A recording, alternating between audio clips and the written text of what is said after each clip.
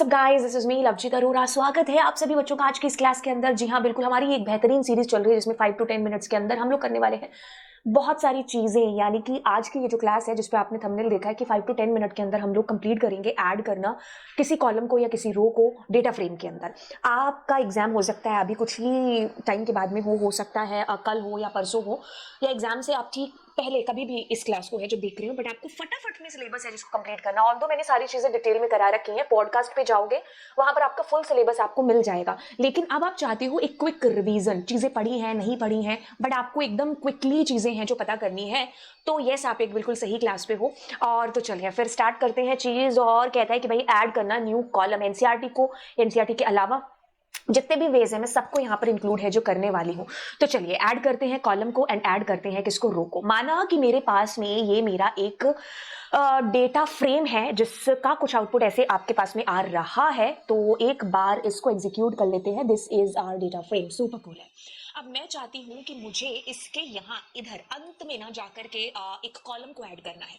Although मैंने यहाँ पर जितने भी तरीके हैं ना उनको इस तरीके से मेंशन कर रखा है, बट मैं आपको एक बार प्रैक्टिकली बता देती हूँ, देन उसके थ्रू भी इस पीडीएफ के थ्रू भी रिवाइज करा दूं। तो देखिए, this is your data frame. एक चीज जो मैंने बहुत सारी नोटिस की है कि यार हर data frame is not DF, right. आप एग्जाम के अंदर यूजुअली, मुझे भी हैबिट पड़ी है कि हम डीएफ डीएफ लिखते रहते हैं, है ना।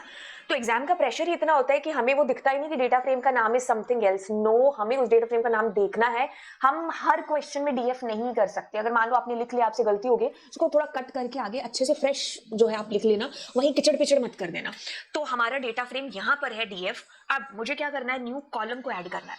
ठीक है, ध्यान से सुनना। मैंने लिखा यहाँ पर 90 और इसको किया प्रिंट, किसको, डेटा फ्रेम को। अब देखो क्या होगा, नया कॉलम ऐसे जुड़ जाएगा और सब जगह आपके पास 90-90 आ जाएगा।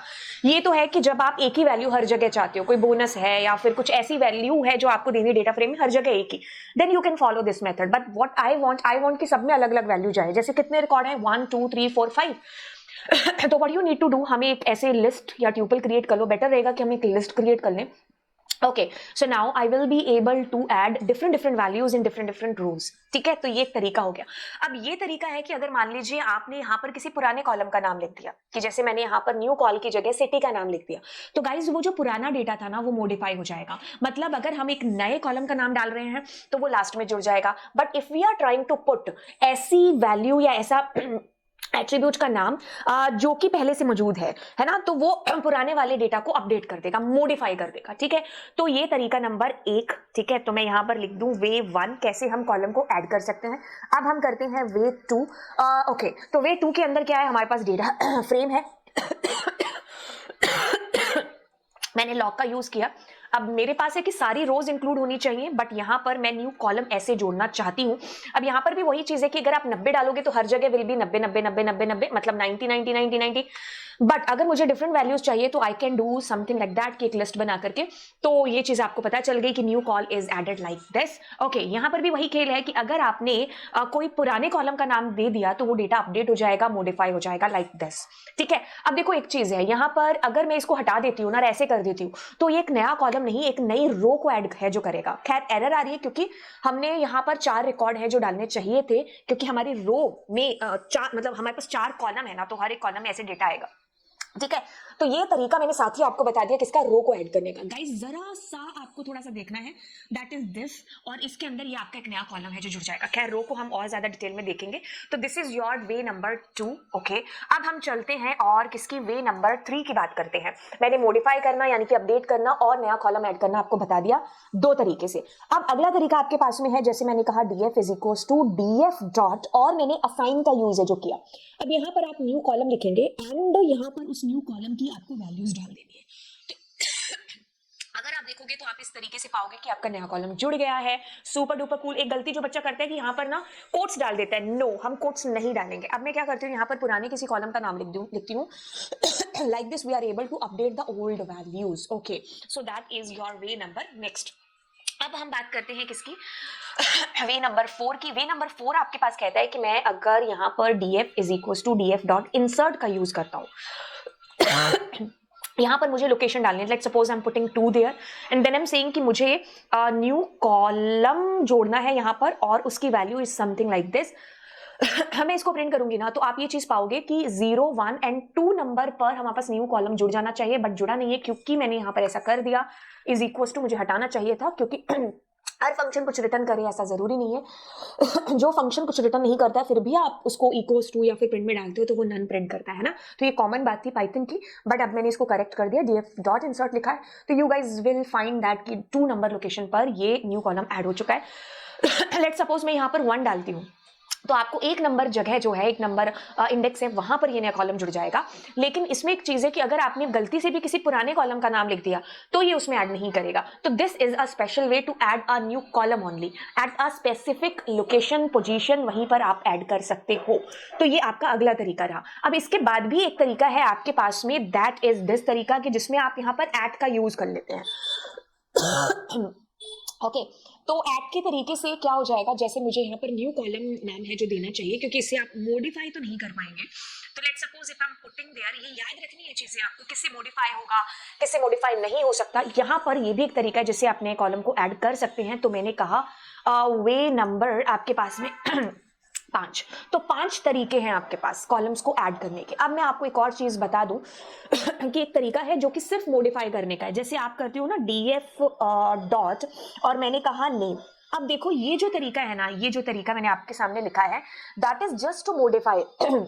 सिर्फ मॉडिफाई के लिए है, मतलब पुरानी वैल्यूज को अपडेट ही करेगा। ठीक है, जैसे 90 नेम के अंदर हो गया। बट लेट सपोज कि अगर मैं यहाँ पर एक न्यू कॉलम जोड़ने की कोशिश करती हूँ तो आप ये चीज पाओगे कि आपके पास कोई नया कॉलम ऐड नहीं हो रहा है। तो दिस इज द वे है जो आपके पास पुरानी वैल्यूज को मतलब पुराने कॉलम की वैल्यूज को मॉडिफाई कर रहा है। ओके अब हम करते हैं यहाँ पर जैसे मैंने यहाँ पर लिखा वे 6 टू मॉडिफाई ओनली। ठीक है, अब एक काम करते हैं, दैट इज व्हाट वे 1 किसका, रो का।